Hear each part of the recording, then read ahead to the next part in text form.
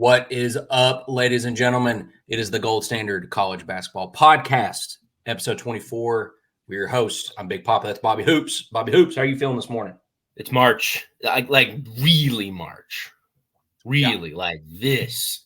We've been saying it for it's probably like the fifth episode in a row that we've started by saying that. But yeah, no, we were saying this is it. We were saying it at the end of February. Like, we're here. There were first four games last night. Virginia played the worst basketball game you've ever seen. With putting it lightly, Virginia basketball is straight booty cheeks. Or as the one gentleman wearing his Under Armour t-shirt, and obviously he had that thing printed, said Virginia basketball is Iowa football. Hard to argue. But then Iowa football has like a little bit of there's kind of like some charm in their awfulness. They still find a way to. I mean, I guess you could say Virginia still figures out a way to win these games, but dude, last night they had 14 points at halftime. They didn't. I think I saw a tweet that said that they didn't score a point for almost an actual hour of real time. Yeah, 55 minutes went by for almost the last 10 minutes of that game, and 3 or so minutes into the second half before they finally scored again. I mean, it was painful to watch. Yeah, for Division I basketball, I don't really know. That's kind of how I felt watching the game. I'm like, this is Division I basketball, and you scored 14 points in your rec league, or the Hall's rec league when I did it years ago. Makes sense. Yeah, that adds up. 14 points and a half. Yeah, we're still learning to tie our shoes. I mean, hey, Virginia, get your crap together. They proved a lot of people right who were very skeptical of Virginia getting in and being selected over a lot of teams that many felt were more deserving. And not just they roll the ball out and give you that. Oh man, that was bad. I'm sure our boy Kareem Abdul-Jabbar and the Indiana State team sitting there at home just like this. Rest in peace, Indiana State. Somewhere Larry Bird was just pissed off watching Virginia do that and taking the spot of his alma mater, Indiana State. He's sitting there in his very nice jeweled up office in the Pacers organization, just like Virginia. I can't believe. I wouldn't change it for anything. It was no. I wouldn't change it. It's why you love this tournament. Yeah, Kyle Tucker.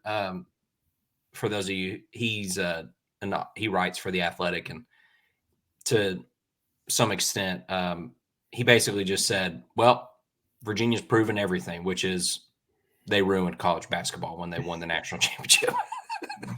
Which is actually crazy. I don't think either of us pegged a semi-lengthy Virginia conversation to start this, but that the fact of the matter being that since 2018, Tony Bennett has won 6 NCAA tournament games. All of them came in 2019 when they won the title. Yep. After that and before that, they've lost their first game every time. It's that doesn't make sense. That 2019 run was just crazy. And I've seen some people have been trying to defend it and be like, well, they just don't have offensive weapons this year, which first off, I'm like, you could say that again. First, no doy, putting it lightly. No, really? But I'm like, don't defend them.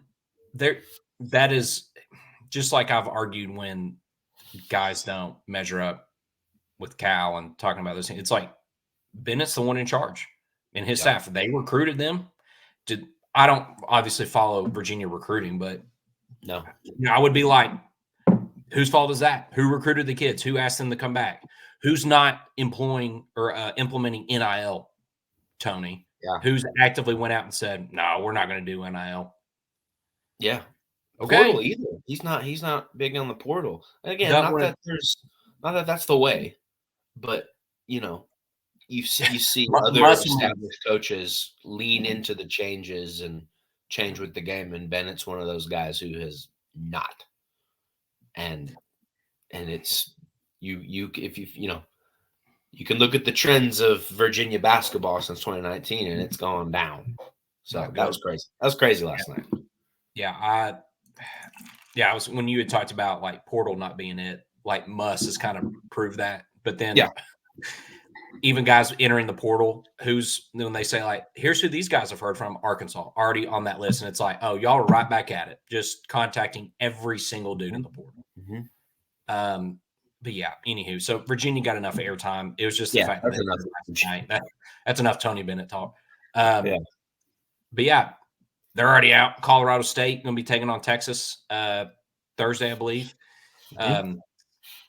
Who was the first game before them? It was Wagner and not Jackson State. Was it Jackson State? No. Let me see. I've got my bracket pulled up here. Well, now they're gone on here. Wagner won. We can just talk about Wagner. Howard, that's who won. Yeah. Howard, that's who it was. Howard at one point was down double digits, came fighting back, figured it out in the last 3 minutes of the game. And I think they had 3 shots at the end of it to try to tie it and just couldn't get it done. So congrats to Wagner. You're moving on to play, I believe, North Carolina. Good luck. And then tonight in your first 4, you've got the fellas from Grambling taking on Montana State. And the second game is a nice little one. Colorado and Boise State. I may or may not have Boise State making a little run. Ooh, okay. We'll see. Yeah. When we get into our bracket talk, I may or may not have a little run in them. So, okay. All I want to say is welcome in, everybody. I know we already ushered you in 7 minutes ago, but we got caught up with Virginia talk and all that stuff. Mm-hmm. We just want to kind of start off a little bit by recapping. Last time we were together, it was a little nightcap episode, and we were feeling great. Wednesday night basketball. We were pretty jazzed about conference tournaments and about our team's collective chances in them. Yeah, and there was a part of me this goes decently well for our teams. I imagine, we may have another episode or 2 and maybe do a rapid reaction even after the championship game if they end up. Yeah. Oh, yeah. Linking up again for game 3 to see who takes home the rubber match and, whatever. Makes sense to me. Both go out in the first round. Tennessee dips after Mississippi State. Cats just take a thumping to Texas A&M again. Auburn ends up winning the conference tournament. Conference tournament ends up proving once again that even if you win it, doesn't necessarily mean it's going to help you in your NCAA seeding. It could if you play a team that's, quite frankly, if they're higher ranked than you in the net, that might help you. But otherwise, the committee proves once again it was all set pretty much before conference tournament started. Yeah. Yeah. You might get one game that was like, okay, we'll adjust. But otherwise, I think they interviewed the committee chair or one of the folks, and this was probably quarter or semifinals of the SEC tournament, and he was like, "Oh yeah, we've already got like 6 seed lines already figured out." It was like, ooh, yeah, oh yeah. You have it. We like to poke at old Joe Lafraude, and not that he's not on the selection committee. He's the big name in bracketology. There are all kinds of people pointing out that this dude's getting on Twitter and like talking about like, I'm ready to go to bed or good night, everyone, talk to you in the morning, and there's still like games happening. Like, Joe, what are you doing? Games that affect the tournament, and it's like the tournament. It's like, you're going to bed? What? Makes me wonder. Selection goods. It's yeah. Should you be the guy? I don't know, man. Probably not. Probably not. No, but I definitely had like the second Tennessee. The second it was pretty clear that Tennessee was not going to come back and beat Mississippi State. I just had like a bit of like clairvoyance, and I just was like, the conference tournament's stupid anyway. It's stupid. Doesn't help. Doesn't. Why do I care? We already won the SEC. Who cares about the tournament? Stupid. Who cares? It's stupid anyway. Why do we follow it? They're just It's just kids. Just kids. Doesn't matter that when we won it a couple years ago, I was like hooting and hollering. No. It's stupid. It's dumb. There's no. What's the point? But I mean, at least you have a coach who takes a decent approach and being like, "Hey, seriously, like let's get after it and try to win this thing." I mean, you could have a coach who's like literally open about this is stupid. I don't care about it. NCAA tournament only. I can't wait to go home to my dogs and watch Alaskan Road Truckers or Little House on the Prairie. Okay. Yeah. Screw all the BBN, fans who showed up in droves, paid thousands. That's the thing, man. That's the thing for Big Blue Nation. They go to Nashville for the SEC tournament. That's their thing. People literally save up for their, what typically falls on spring breaks. This is we can't make it and get like season tickets, even if we live in the state of Kentucky, just not a thing for their family for whatever the reason is. But they save up to say like, but we'll go to Nashville for 4 days. Let's go have a time. Let's party, go watch some basketball. And, now for last year they won one game, but it's essentially you're just dipping out after 1 day again. And,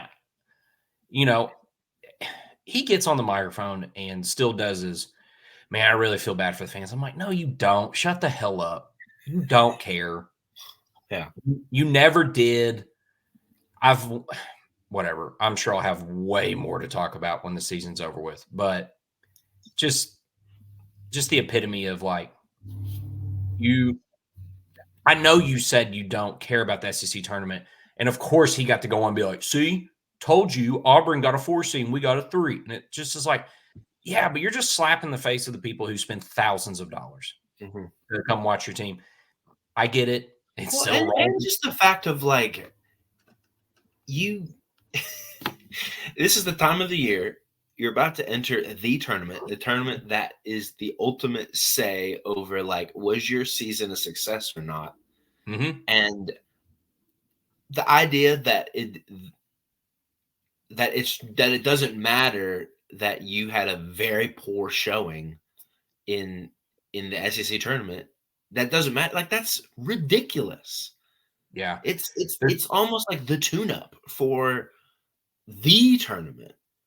And to get, if you're Tennessee, we actually absolutely got embarrassed by Mississippi State in that game. And I'm glad Rick Barnes calls a spade, comes out and been like, yeah, we got punked. I've never seen our team look that way all season, not even in practice. And like, let that soak in, let that sink in, this feeling, because we got to turn this around quickly. And yeah, it's not good to obviously, only one team can win your conference tournament, but sure, ideally you want to at least win a game or two and play all right. And I think for both of us, we're looking at our teams and our performances in those tournaments, like, what the heck just happened? And at least one of our coaches talking about, at least it's like, hey, that's kind of a big deal that we like absolutely got embarrassed and punked by our opponent that we should have beaten, definitely should have beaten. Yeah.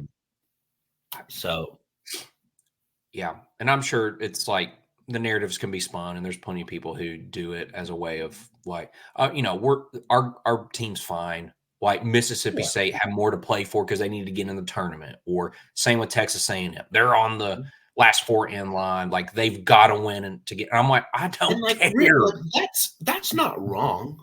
No, it's not inherently wrong. Both of those teams did need to win those games to make the tournament, and they both won, and they both made the tournament. Yeah, and like both of our teams were safe in the tournament. Yeah, already. That's great. And I'm not even saying like our respective team, like the guys on the teams, like didn't care. I think they do care. I think that they want to win. But I'm, of course, thinking about Cal and how he's in this echoing of hearing his own voice in a way. And he also goes out to say, well, I'm doing it as a way to take pressure off the guys. And I'm like, it's literally not working. You've been doing it for years now.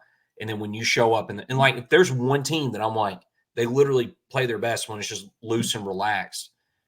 It's these guys. And you watch them play, and it's like Cal is literally screaming the entire game. He's screaming at dudes. He's screaming at coaches on the bench. He's screaming at the refs. And you could tell those guys are like claiming up.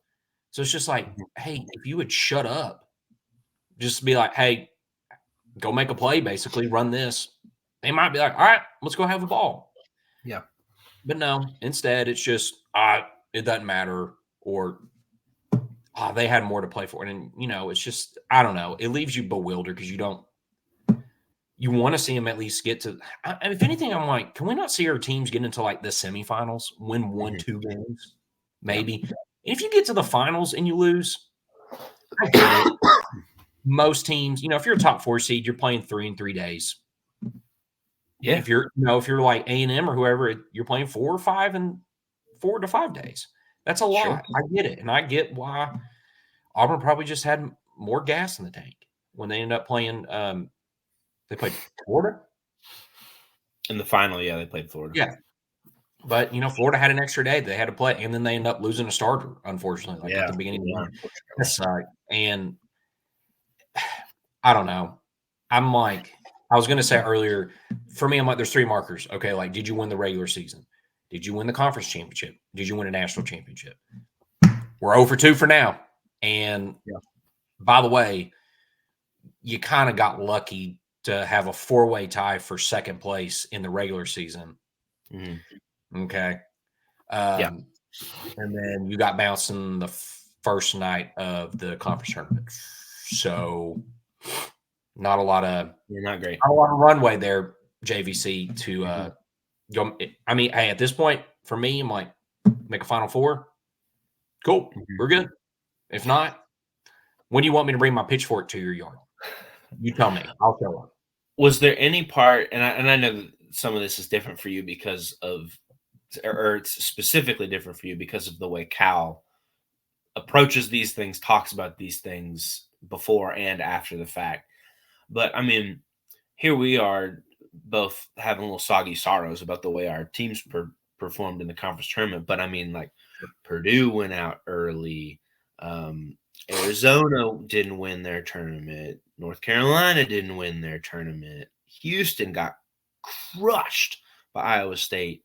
And they're like, all of these top teams all didn't perform outside of UConn. Pretty much nobody. That was like kind of the easy slate. Either this team for sure will win, or one of these 2 teams will for sure win. It was a weird. It was fun, but it was a weird whole across the board slate of conference tournaments, especially with, NC State winning 5 games in 5 days in the ACC tournament, coming from they ain't going to be in March Madness to punching their own ticket. Oregon does the same thing. I'm forgetting somebody else, but so many bid stealers all over the country. NC State, or not NC State, New Mexico.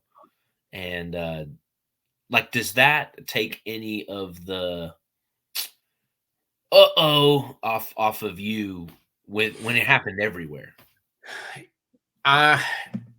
Maybe a little, but it's probably doesn't, because I'm so hyper focused. It's kind of like the chat of when we're all like tunnel vision about like our team, and like, if there's drama, transfer portal kind of thing. And usually, thankfully, there's people who are like, hey, by the way, this is happening everywhere. Like, you don't know that this is happening to even other teams in the league that you follow, because you just don't read their message board. You don't follow their beat writers, whatever. It's like everybody's dealing with it. So big picture, like, it kind of helps. And it's probably a consistent pattern that goes back to the overall, I think, just storyline of this season, which is like everybody's losing. Everybody loses, and except UConn. But even then, they've taken a handful of losses that I'm sure UConn fans, they were like, what happened here? Yeah. So, like, I guess just because then I'm like, is it just a coincidence that all of the blue bloods and top 10 teams didn't win except UConn don't win conference championship. Like, I guess so. And again, knowing it's just a conference tournament. And I'm sure there's other coaches that probably feel like Cal and aren't as vocal and, forthcoming about being like, I really hate this thing. I wish we didn't do it. And we just prepare for the NCAA tournament. And I'm kind of into that point where I'm like, well, if we don't care, then like just can the conference tournament. But the beauty of it is it allows for teams to become a bid stealer, like an NC State. That's like, well, if they don't win their team, like there's no way they're getting in. So it was pretty cool to watch DJ Burns, a former Vol, kind of have his time to shine for a week, and for the Oregons and the everybody else who got to have a cool conference tournament run. I feel like it was. Yeah, it sucked. It sucked watching Tennessee get absolutely punked by Mississippi State.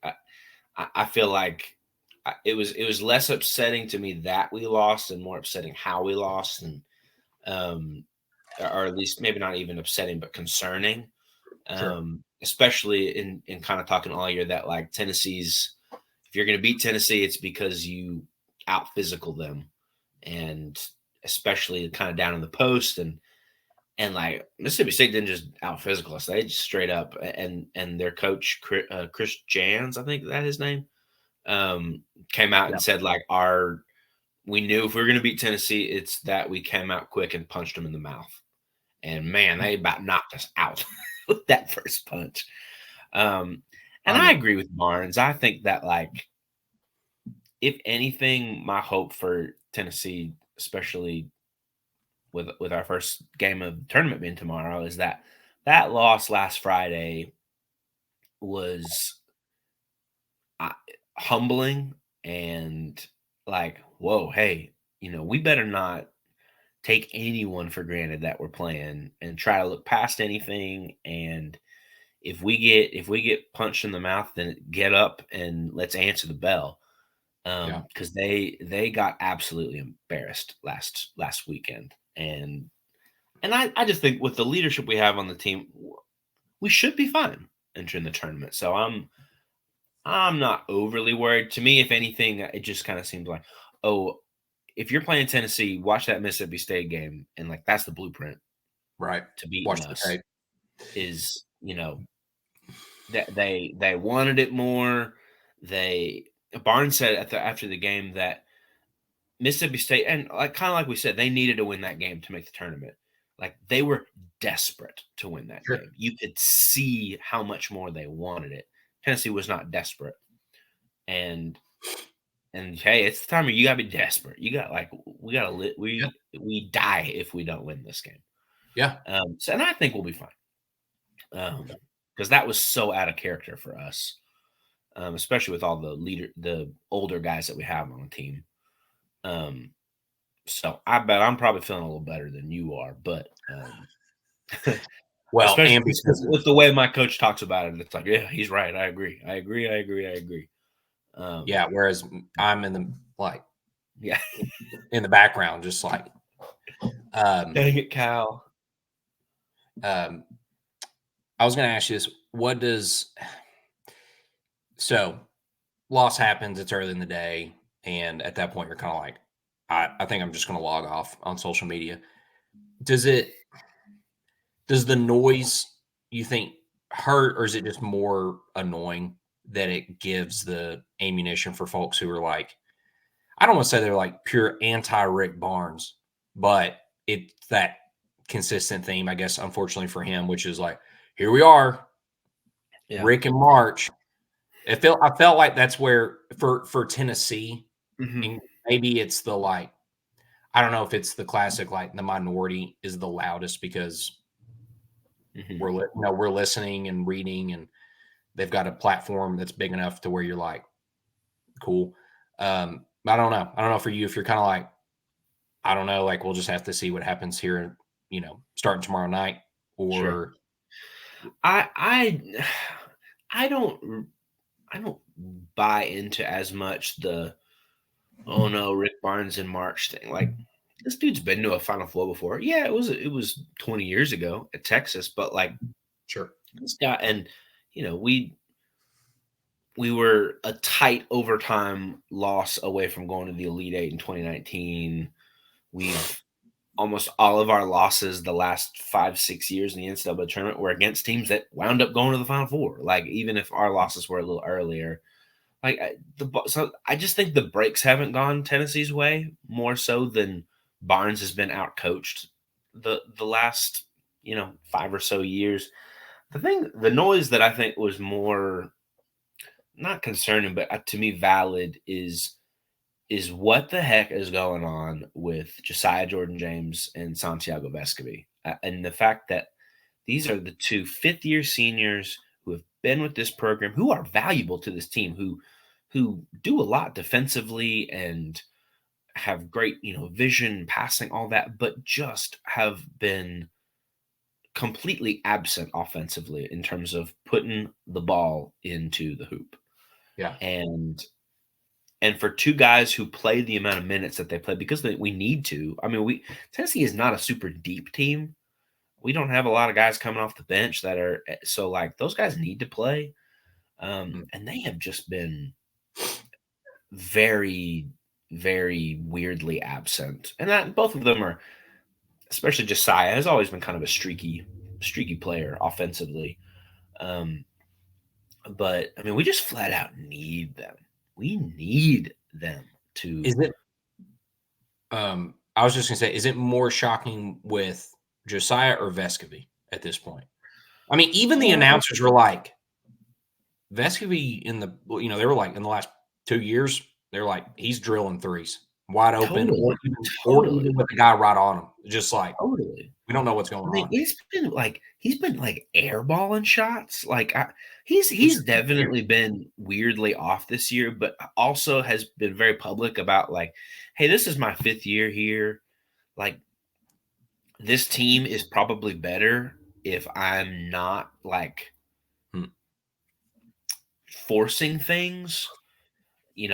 Because we have Dalton Connect, because we have Ziegler, because we have Adu, like in the last couple of years, especially in the tournament last year, like Vescu was almost our number 1.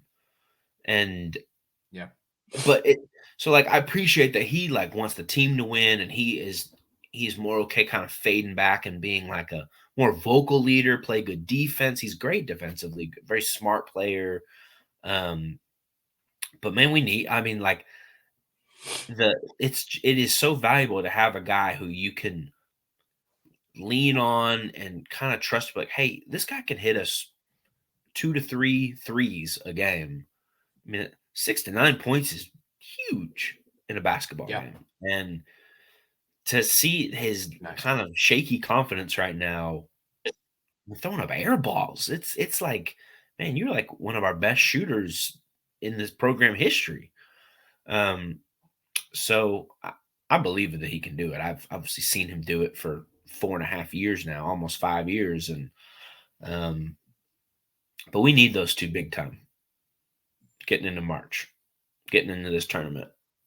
So should we move to that? Let's do it. I like the transition. Let's do it. Yeah, let's open up your bracket. I was gonna say jokingly, should we reveal them, because in the gold standard ESPN bracket challenge, nobody well, actually you did reveal your pick, and somebody may or may not have left the group chat, which was like, I mean, yeah, I did it more so. Spoiler alert: the first time I filled out this bracket, I had Kentucky as my winner. Sure, and that was more so as a play at you. That I'm picking Kentucky to win. Yeah, I mean, when I initially saw it, because you did the invisible ink text, when I opened it up, I was like, yeah, I'm cool with that, no problem. And then so my plan totally failed. I thought you would see that and be like, oh, great. Oh, this guy's picking Kentucky. Yeah, thanks a lot. It was Thomas Cox got all mad at me. Left the group. Immediately dips out. Doesn't even say anything. We just see T. Cox left the group chat. We truly like. Yeah, no, I've already changed it. I'm a notorious bracket tinkerer. I will sit there. The bracket that I give you today will look different probably in a couple hours. Sure. I mean, you have literally until like noon on Yeah. Thursday to do whatever you Yeah. want. And with our group, we set the rules. Our group, our rules. We were like one Mhm. bracket. Good, and it was fine. They were like, well, can we do two? That's pick your like favorite team, and then like one that you think like, well, I think this is probably reality. It's like, nope, One bracket. pick one. I mean, just because ESPN does the like, if we have one person who gets a perfect bracket, you have to fill out one. And I'm like, well, what if we have somebody in our group? What if they have a perfect bracket? You have to have one. So if you make two, then sorry. Yeah. Hey, I just want you to win. That's all. Yeah. That's Just all. want one of my best friends, and whatever, somebody wins. All I have to say is, so let's start with the East region. So Okay. this would include your number one overall seed, the Yukon Huskies. They'll be taking on the Hatters from Stetson. Probably both Stetson, baby. safe to say we both took Yukon on that one. Oh yeah. Okay. Moving quickly on I to think briefly this year, these 15 and 16 seeds aren't as good. no. I don't Not think we're going to see any 15, 16 upsets. You might see some. Well, and I was going to say you might see some 13 or 14. That's also me like rolling with some of them. Yeah. But yeah, it just doesn't really. I don't think it fits the bill this year for a 15 or 16 to do something. They'll take on the winner of either FAU and Northwestern. I took FAU, which I know we to the side were like, we can't believe FAU got an 8 seed.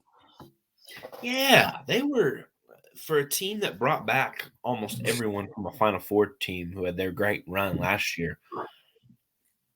They weren't quite as good as everyone kind of thought they'd be. To me, I picked Northwestern to win this game simply for the fact that I just don't think FAU is going to be as hungry. I think last year they had the whole understanding. I think it was probably true. Nobody believed in FAU last year. I like the narrative. Question their gut. Do you even want to be here? Is any of this bitterness that they eliminated Tennessee last year? Maybe. But I think the same team went to the Final Four last year, shocked the world. They did it. They did it. Yeah. As a 10 seed last year, I think, or 9 seed. So I don't know. They did it last year. It's like we've been here before. Like, we don't got any more juice. Those nerds over there, though, they won it. San Diego State, Northwestern, San Diego State, and UAB. I took San Diego State. Me too. I just think they were a Final Four team last year. They've got a pretty proven program, solid, play great defense. So yeah, San Diego State. Auburn and Yale. Took Auburn. That was one, honestly, I was kind of like, maybe. But like I've talked about here before, it's more me questioning Auburn's guard play more than anything. Mm-hmm. I'm kind of giving them the benefit of the doubt because of the run they just had in the conference tournament. They'll be feeling good. They've got leadership down low with Janai Broom. I just got a feeling, at least it's kind of like conference tournament. The first game's typically always the hardest. It's just like you got to get up off the mat, get moving, and eventually, as you keep going, you feel a little bit more confident. So for me, I took Auburn. Yeah, I picked Auburn too. I think Auburn's going to have at least. I've been toying with Auburn going pretty far, like really far, to like decently far. I think Auburn's going to have a good tournament. But I agree with you on the questioning their guard play. Guard play is very important in this tournament, mainly being able to take care of the ball and not turn it over. But yeah, that Yale, correct me if I'm wrong, they won on a buzzer beater in the Ivy League tournament. So they probably weren't the better team. Was it Brown that they beat? Yeah. I think there were a number of people that were like, Brown was the better team. Yale maybe kind of got lucky. Auburn should handle business. I agree. That will take us to your next game, which will be the Mormons over in Utah, BYU versus Duquesne. I hate to admit it. I took the Mormons. Nah, baby, Duquesne. Duquesne. The Dukes. Out. The Dukes from Duquesne. Illinois, Morehead State. I'm not going to lie. I kind of wanted to take the Kentucky team on that one. Mm-hmm. I think with Terrence Shannon Jr. Terrence Shannon is so good, and he's unfortunately, I think Edie gets a lot of flack for it, and Shannon maybe gets shaded being in the same conference, but he is a free throw merchant too. I mean, that guy is taking 12 to 15 free throws a game. But yeah, Illinois' offense is too good. I don't think. Yeah, I think it. Well, anywho, Illinois, Yeah. Washington State in Drake. I took Drake. Me too, man. I think Drake has a chance to, as a 10 seed, to go pretty far in this tournament. They Tucker DeVry is there. He's the back. He's averaging almost 22 points a game. Yeah, he's the back-to-back Missouri Valley Conference Player of the Year, averaging 22, 7 rebounds, almost 4 assists. Dude kind of does it all for them. And they played. What I like a lot about Drake is they are one of like the lowest teams in the country at turning the ball over, and in this time of year, that's an easy way to win. You turn the ball over. So yeah I think if you're a stat person, how would the turnover thing measure up? Basically, if you want to see an upset, see if that team turned the ball over. I'd say less than 10 times. If it's less than 10, I'd say they got a pretty good shot, and include hitting threes. So less turnovers, double digit, but double digit on threes. You'll see a good recipe. All right, that leads us to final game in the East region of Iowa State and South Dakota State. I took Iowa State. I think that was Iowa State. Yeah. Cool. Let's move over to the West region. You'll take the Tar Heels and Wagner. Took North Carolina. North Carolina. Mississippi State, Michigan State. This one, when it popped up, I was like, ooh, if somebody was going to put some point down, this would be fun to sweat it out. I'm not going to do it. But I took Mississippi State just because Michigan State almost feels a little bit like Virginia to me in the sense of, I think you were like, I don't know if you were expecting to get in, but somehow they got the benefit of the doubt and got pinned as a 9. I'm like, yeah, they were. I think there were a number of people kind of expecting Michigan State to be more of a last 4 in, being in like the first 4 tournament. Yeah, I picked Mississippi State as well. Obviously, it's on the heels of them kicking my team's butt. Obviously, that's the saying forever is January, March, Izzo, April. So yeah. Can Izzo do it again and have a mediocre team make a good run? It's certainly possible. I think Mississippi State should win, though. Go Dogs. St. Mary's and Grand Canyon. Not gonna lie. Really? I took Grand Canyon. Grand Canyon, I think I wouldn't be surprised if it happened. I think there's a part of me that I feel like St. Mary's is always in Gonzaga's shadow from their conference, and I think they're really they won the regular season of the West Coast Conference. They won the tournament. I think they're legit. So part of me kind of wants St. Mary's to make a little run. But sure, I think Grand Canyon is a good pick too. Bama and Charleston. I took Bama. Give me Charleston. I think Bama are frauds. Frauds. Sometimes it honestly does make me wonder, and I've went at length about how Kentucky's defense is toilet paper wet, bad of Swiss cheese. But then you watch Bama and you're like y'all are bad. I don't trust them. I don't they can go on a big run, but they're just as easily going to give up a big run the opposite way. And I just think ever since Tennessee went down to Tuscaloosa and beat them a few weeks ago, they have been a different team. I think it took a lot of the win. Not that I'm not patting myself on our team on the back too much, but I think it's okay. You can. We killed Bama. We ruined their season. Yeah. There's Kentucky people who feel that way somehow. Like when Bama went up there and Kentucky put 117 on them, they're like, we exposed them. I'm like, well, they also scored 95 on us. So like, I'm not saying a lot. Clemson and New Mexico. I went New Mexico. Yes, Lobos. same page game. Let's go. Lobos. Hey, my boys, Baylor and Colgate. Who did you take?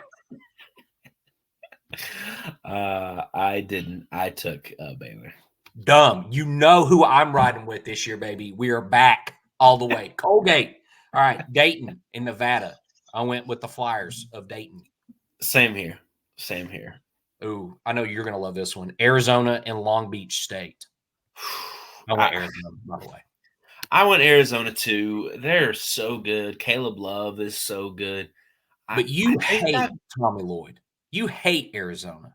Don't like Arizona. Can't trust them. Like, personally, I've been burned by them in this tournament too many times of like buying the hype, and they're a historically great program, and they've got big names almost every year on their team, and then they like last year they lost they lost to that Fairleigh Dickinson. Was that who they lost to? But Arizona? No, that was Purdue. Well, Arizona lost to a 2 seed last year as a 15, yes. And we're so lucky that Purdue lost to a 16 seed to overshadow their embarrassment. Like, yeah, Arizona is a team like Purdue. So I'm gonna say like Tennessee. Like they're gonna have to prove me wrong because I don't believe. That being said, I do have them beating Long Beach State, but spoiler alert, I do not have Arizona going very far in this tournament. I'm the opposite. South region. Let's jump over. Houston versus Longwood. I took Houston. Houston, easy. Nebraska and Texas A&M. I took Nebraska. Nebraska ball. Fun fact. Nebraska is, I think, the only Power 5 or Power Conference team that has never won an NCAA tournament basketball game before. Really? They've never done it. Never done it. Not once. Might be the year. And I say that continues. Texas A&M will beat them. I think Wade Taylor is just has the ability to just go nuclear and beat pretty much anybody, as we both have tasted this year. Yeah, but man, when they don't go, no, it's true. They can crumble and they cannot get points. I mean, they'll rebound like nobody.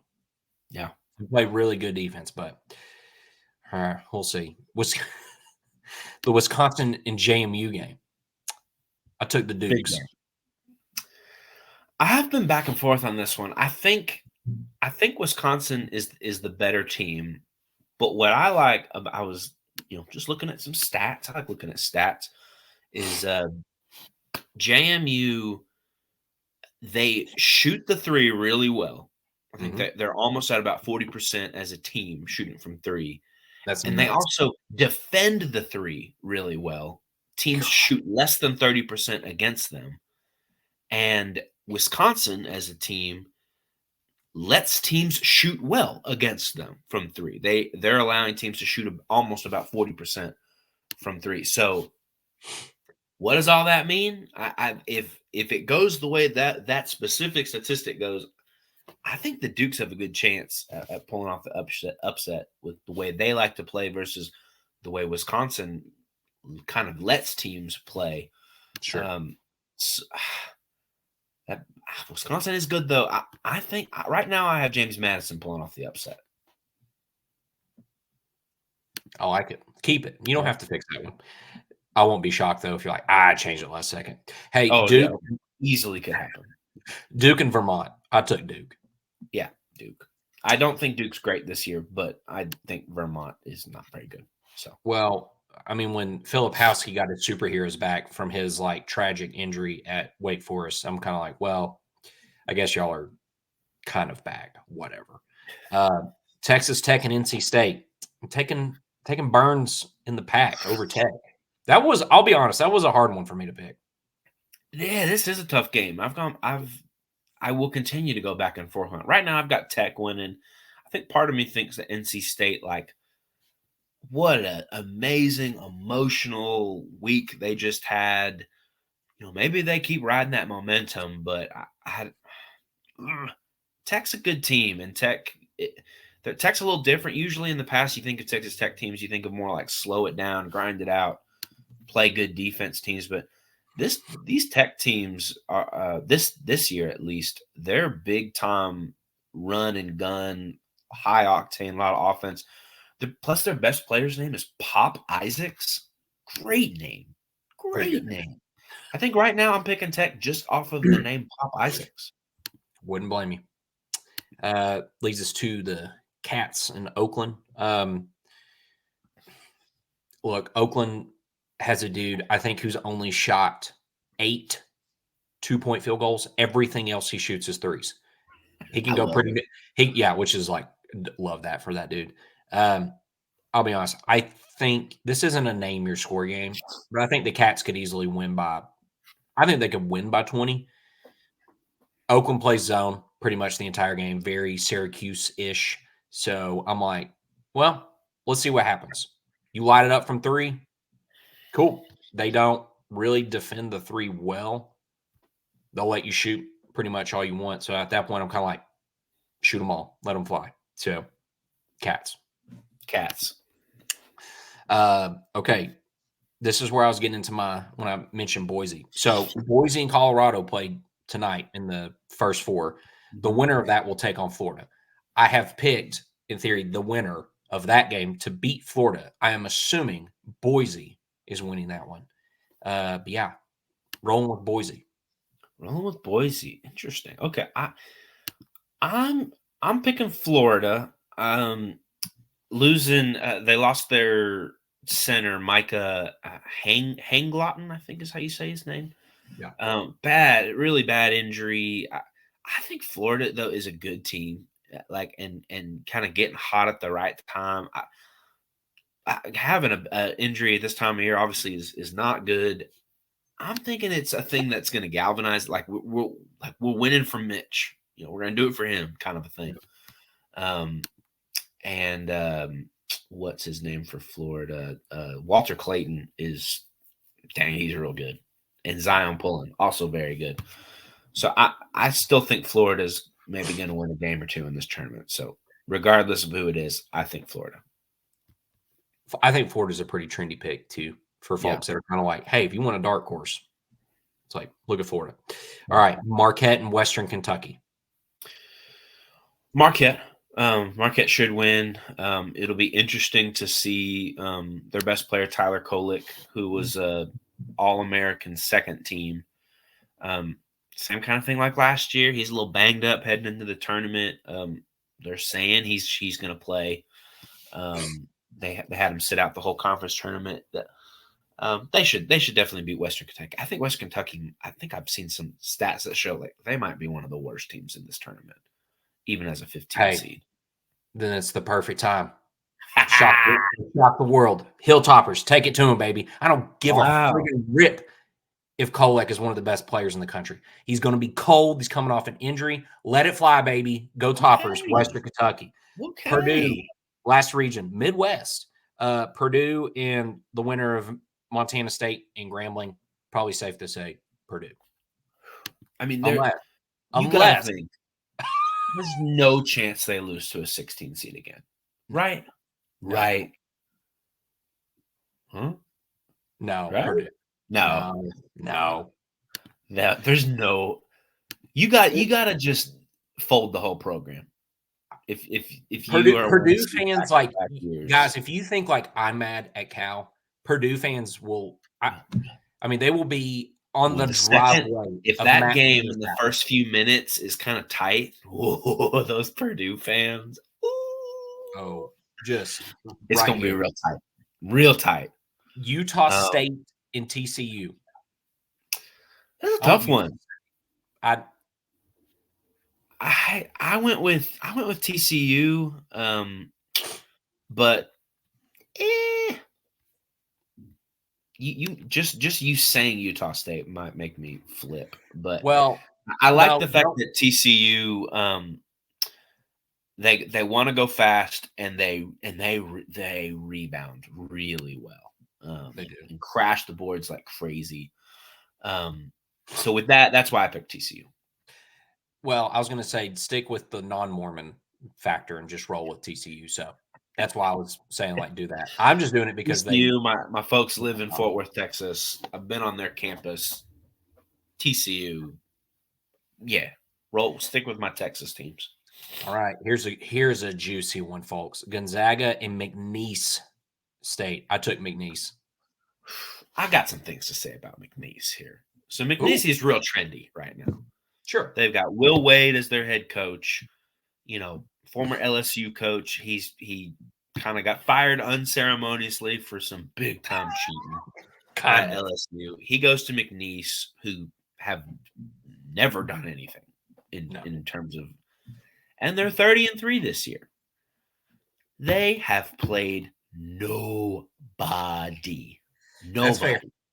3 of their wins this year were against the College of Bible Study or College of Biblical Studies.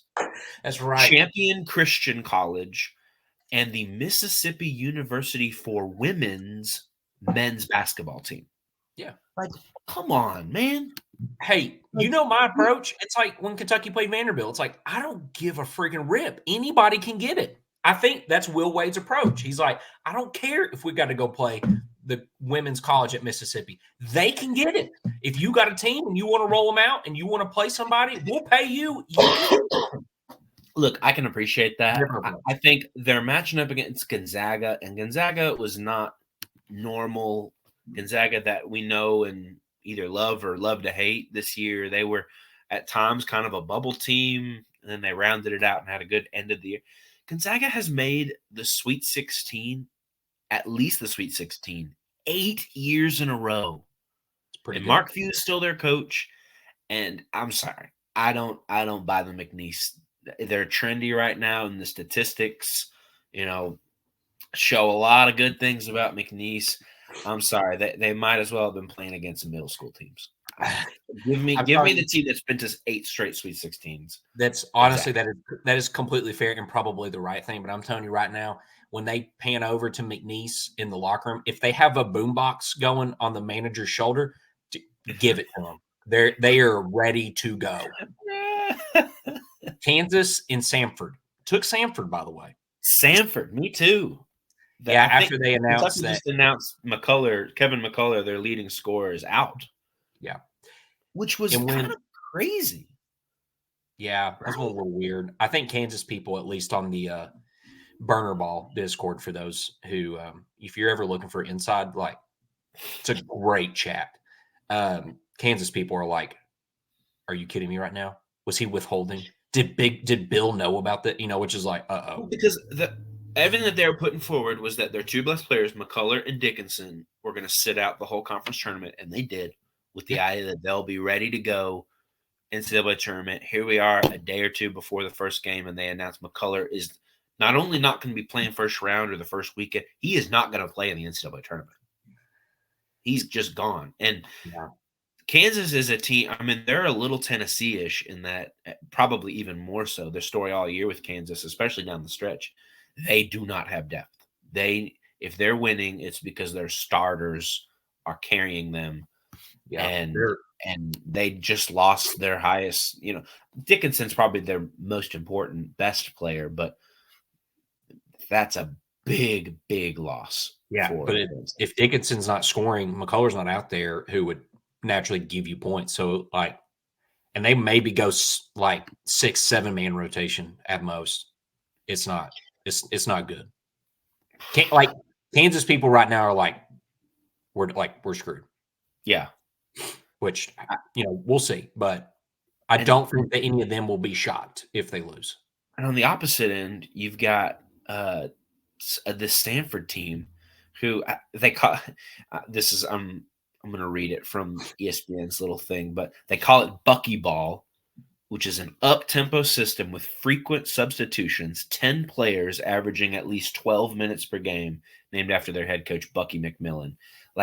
They're going to run Kansas up and down. Kansas does not want to have to substitute. Nope. And all Sanford is going to do is have fresh legs all game. And they're going to launch 3 balls. Yes. Launch threes and get to the Yes. rim, but like, yeah. That'll be Stanford. that'll be a good one. I'm with you. South Carolina and Oregon. I took Oregon. Yeah, give me the Ducks. Quack, quack, baby.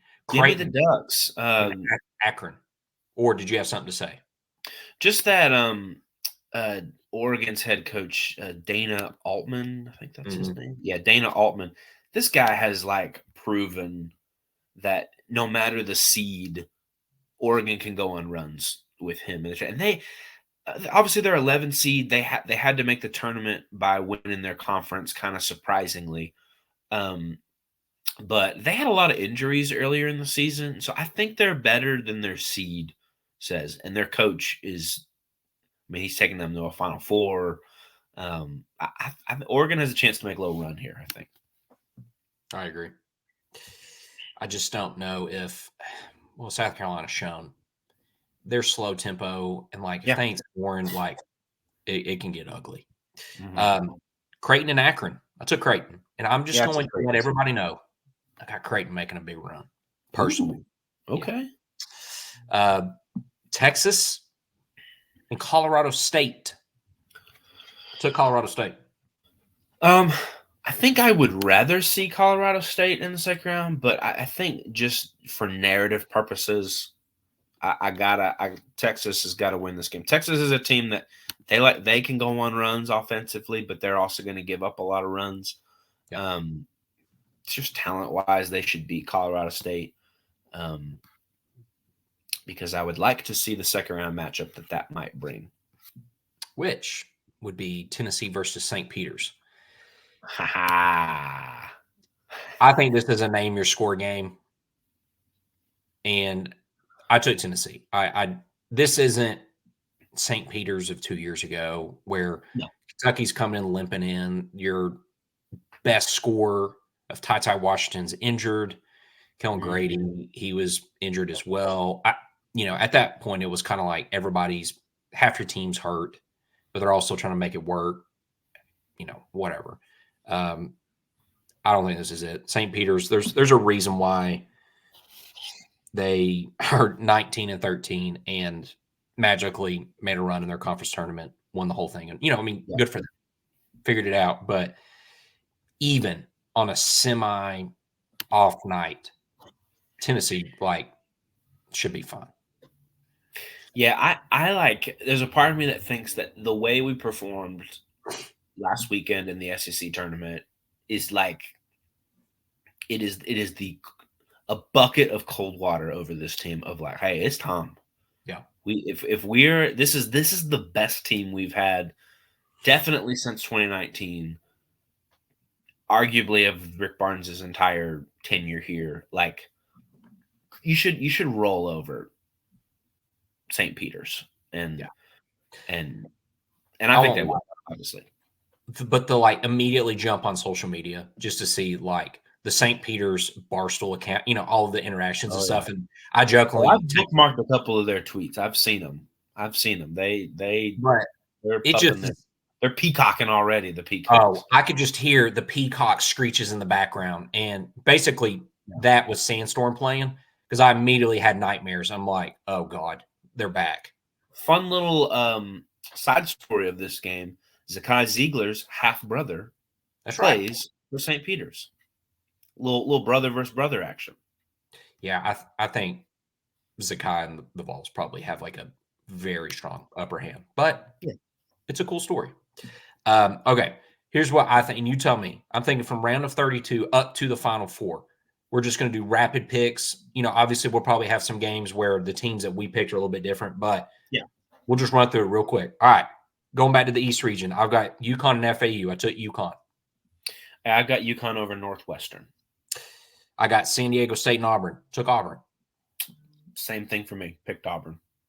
The Mormons versus Illinois. I took Illinois. I have Illinois beating the Duquesne Dukes. I got Drake and Iowa State. I took Iowa State. I took Drake, baby. I like it. Drake making it to the Sweet 16. West region, North Carolina, Mississippi State. Took North Carolina. Same here. North Carolina from Mississippi State. I got Grand Canyon and Bama. I took Grand Canyon. Come on now. Let's ride. Oh, okay. Yeah, we have a completely different match. I have St. Mary's over Charleston. I'm thinking St. Mary's can make a little run here. The next matchup that everybody wants to see. New Mexico versus my dudes over at Colgate, which I am staying with Colgate. Come on now. Come on. I need this. Kings stay kings, man. You will ride with Colgate. I have New Mexico over Baylor. I think New Mexico make a little run in this tournament. Well, Richard Pitino, he might be making some coin after this postseason. Maybe a new job. After that, I've got Dayton and Arizona. I took Arizona again. There was a part of me that's like, I kind of want to kick them, but Arizona. On paper, I have the same matchup, Dayton and Arizona. On paper, I think Arizona should crush Dayton. I just flat out don't trust Arizona, so I'm picking Dayton. I like it. All right, to the south, Houston and Nebraska. Took Houston. I got Houston over A&M. Then I got James, Madison, and Duke. I got JMU. JMU, go Dukes. Go Dukes. Then I've got the Wolfpack and the Cats. Took the Cats. I've got Kentucky over Texas Tech, which I hope that game happens. I think that would be a really fun, up and down, crazy offensive game. But I've got Kentucky beating Texas Tech. I agree. After that, I've got my Boise State pick, assuming they still win tonight, over Western Kentucky. I have got Florida upsetting number 2 Marquette, going to the Sweet 16. I like it. To the Midwest, I've got Purdue and Utah State. Taking Matt Painter. Purdue. I have the TCU Horned Frogs upsetting number 1 Purdue in the second round. Get them out. I just don't believe. I don't believe in Purdue. Yeah. Don't. Boiler down. McNeese. I've got McNeese and Samford playing each other. I'm taking Will Wade. Get the boombox out, baby. Let's go. I've got Gonzaga beating Stanford in the second round. Probably the right pick. I then have a matchup of Oregon and Creighton. Took Creighton. I have got Creighton beating Oregon as well. Then I have a matchup of Colorado State and Tennessee. Took the Vols. I have Rick Barnes as Tennessee Vols playing Rick Barnes' former Texas Longhorns in the second round, and Rick Barnes gets a big win against his former team, moving on to the Sweet 16. Back to the East, Sweet 16. I've got a matchup with UConn and Auburn. That could be a lot of fun. Took UConn. This was the matchup I have gone back and forth on the most so far. To me, of anyone in UConn's path to the Final Four, Auburn can give them the best game. And right now, as of this moment, I have the Auburn Tigers pulling off the upset. Wow. UConn. Okay. Do I actually think – see, my whole thing with UConn, like, there's a reason that there have not been many back-to-back. I mean, Florida's the last to do it, back-to-back champs. And one could argue if you like Mark Titus likes to say that Florida cheated that year when they brought back all 5 of their starters. Because who wins a national championship and brings back all 5 of their starters? Go to the NBA. Go get not that NBA. Go get a job. Go get a job. Anyway, I just think it's really hard for anyone to go back to back, even if I think UConn's the best team in the country. And so, as of right now, I'm picking Auburn. Okay, I like it. I then have a matchup of Illinois and Iowa State. I'm rolling with Iowa State. I've got Illinois and Drake, and I might end up switching to Drake and having them go to the Elite Eight here, just because I think Illinois' defense is a little sus. But right now, I'm picking Illinois to go to the Elite Eight. Jump to the West region. I've got a matchup of North Carolina and Grand Canyon. It's where the bus stops for Grand Canyon. Took North Carolina. Bummer. Yeah, I've got North Carolina beating St. Mary's. I then have a matchup of Arizona and Colgate. I took Arizona. At some point, it had to stop. It was like, give me something, but like not Final Four. So. The tube is out of toothpaste at that point. I have got the New Mexico Lobos moving on past Dayton to the Elite Eight. That'll New be fun. Mexico, baby. The Lobos. To the south, got Houston and James Madison. Took Houston. Same here. Houston over James Madison. I then have the Cats versus what I, again, assume is going to be Boise State. Took the Cats. Yes, I have Kentucky over Florida going to the Elite Eight for Kentucky. Yeah. Then to the Midwest, I've got a matchup of Will Wade versus Matt Painter. That doesn't make any sense in any world. Somehow I've got it, and I've got Purdue, unfortunately. I have got Gonzaga beating TCU in the Sweet 16. Gonzaga going to yet another Elite Eight as a 5 seed. This one, I'll be honest, this was a really hard one for me, and probably goes back to what I said. So I have then Creighton and Tennessee. I took Creighton. That if that happens, that'll be a nail biter of a game. Creighton is very good. Obviously, they're one of the few teams that beat UConn this year. If I believe Tennessee is what I think they are, I've got to go with my Vols. That's going to be a hard game, but maybe it's a Dalton Connect drops 50 in a tournament game. And it could happen. It could happen. He could get 50, and that's what gets him over the hump. Could happen. Elite Eight to the east, I've got UConn and Iowa State. I took UConn. I have got the Auburn Tigers moving on past Illinois. Auburn making the Final Four. Did you know that in 2019, Auburn made the Final Four after winning the SEC tournament in 2019? Not to say that that's what's going to happen this year, but that's my pick right now. It's Auburn going to the Final Four. I don't like it. Yeah, I'm fully aware. Shout out to my brother Jamie Logan, big Auburn guy. But cool. Right now, I don't remember. You don't remember? Okay. No, I fully remember. Just because Elite Eight, you're playing Auburn for the third time, you have spanked them twice. You're like, should be fine. Nope. Lost in OT. All right, West Region. I've got Carolina and Arizona. Took Carolina. I have Carolina finally putting an end to the magical run of New Mexico. Carolina goes on to the Final Four. To the south, I've got Houston and Kentucky. Took the Cats. Ooh. That one's like that. I mean, if there's I'm at this point, especially when there's Kentucky fans are like, well, who do you not want to see? And I'm kind of like, I don't really freaking care who we see. Our offensive firepower at this point, I'm kind of like, should be enough. Like, I don't care who we play. You've proved it on the road at Auburn. You've proved it at Tennessee. I'm like, when you have seen and got proof in the pudding, especially at Tennessee, who is top 3 defenses in the country, when you play Houston, who, you know, when they played Iowa State the other night, it was a little bit like Virginia. It was like they can't get the ball in the bucket. They might play, you know, pretty hard defense, but it's like you can put up points. You've shown you can put up points against anybody. So I'm rolling with them, but it's also in part of I need this to happen, or otherwise Lexington's going to be on fire. So, Cats.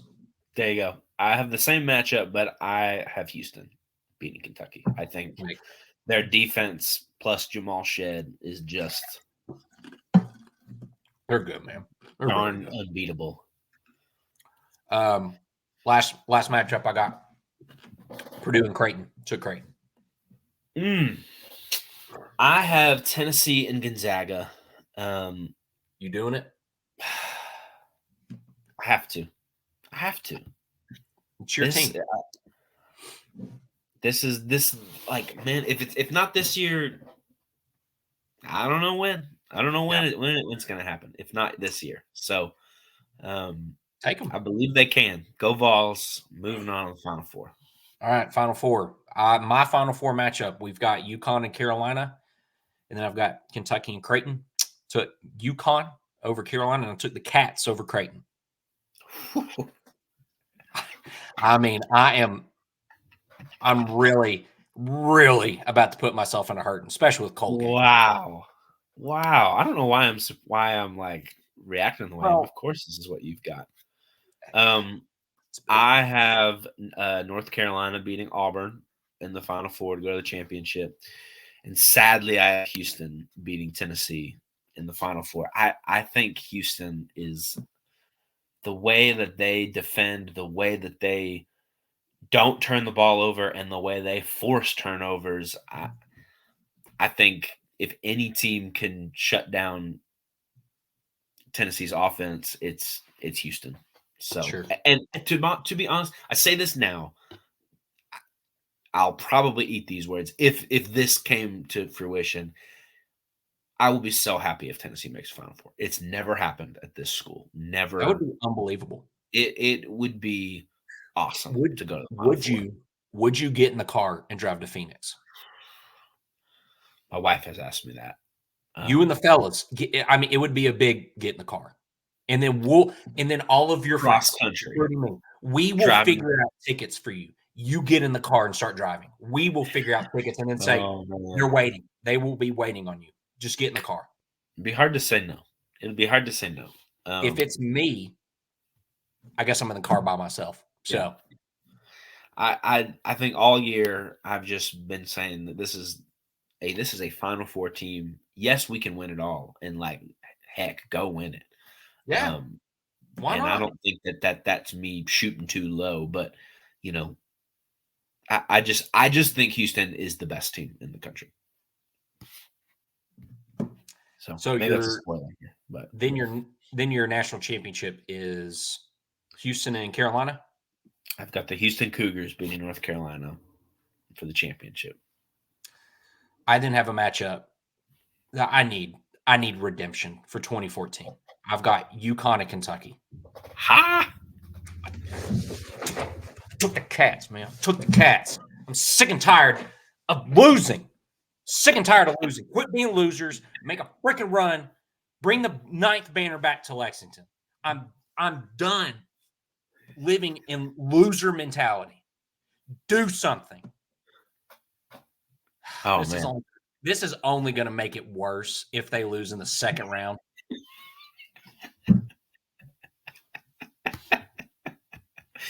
That's what's so in looking at Kentucky's run, it's you could every matchup you could if Kentucky wins it all, Kentucky loses in the first round. I could believe and see all of it.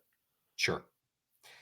The thing that gives me, and I feel like we've talked about it even when we first started the show last year, which is guard play carries you. Now, you're kind of taking a little bit of the Miami approach last year, which Miami, they were ranked in the 100s defensive efficiency. And they made it to the Final Four.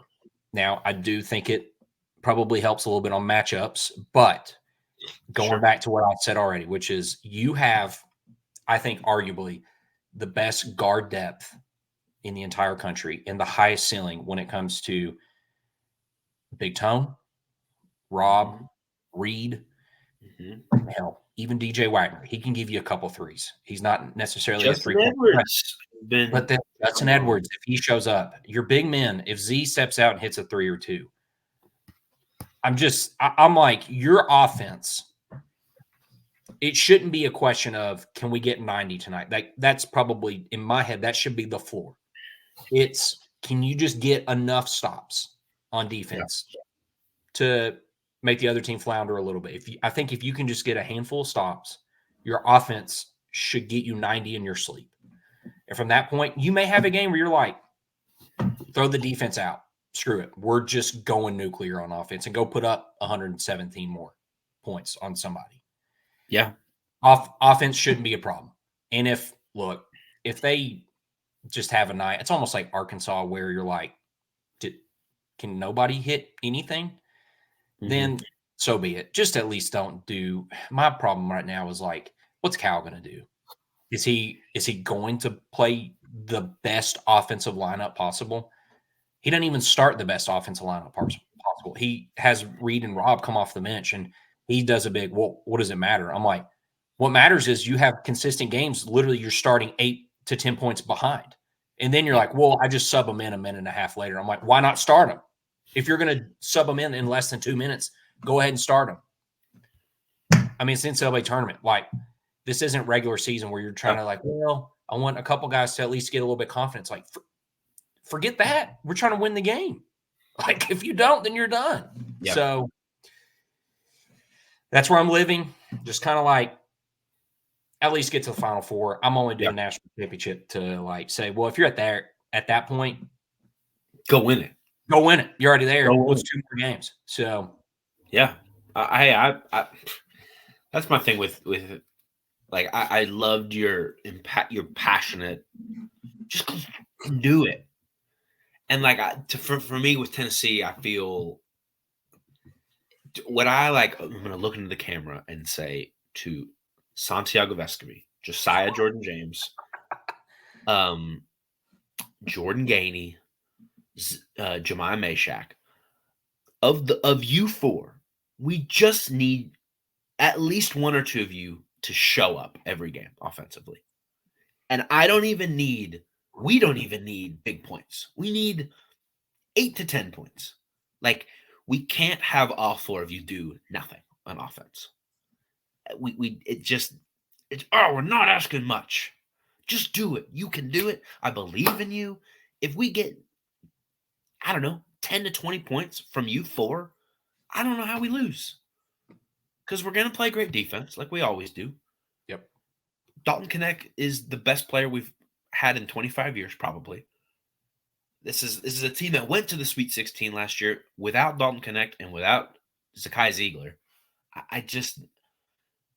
To me, this tournament is going to weigh on the shoulders of those four guys, one or two of them, every opportunity, every time we step on the court. We need some points from you all. Not that much. Not that much. We can't have games where they give us 0. We just can't do it. And I believe in you guys.